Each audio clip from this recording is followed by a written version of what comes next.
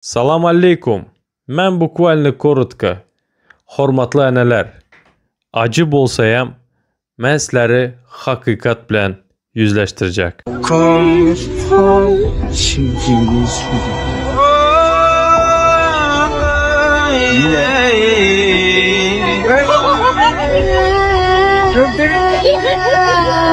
Çok sevindim mi? Çok sevindim sen.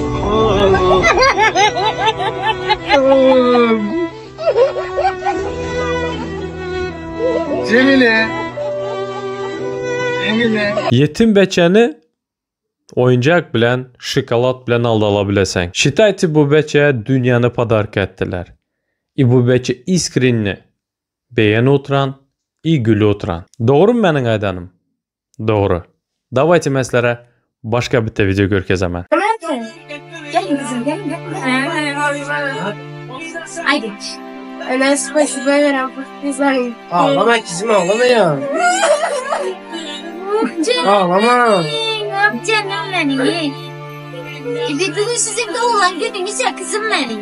Gelin mesleğime gittim bıçaklı menenenizin adına yine Yılamam. Size eneniz beğendirmek için verdi, hoş mu? Hoş. Yılamam. Ağlama kızım, ağlama ya. İndi mənim açacağım, hormatlı ənələr. Sizlər kimi koy versənizlərəm. Kanaka ayı, kanaka padarka, kanaka şokolad koy versənizlərəm. Sizlərin yerinizi tutu biləcək zat yox. Şunu yadınızdan çıxarmayınlar. Şu gün şu beçələrin sizlərə ihtiyacı var. Hormatlı ənələr.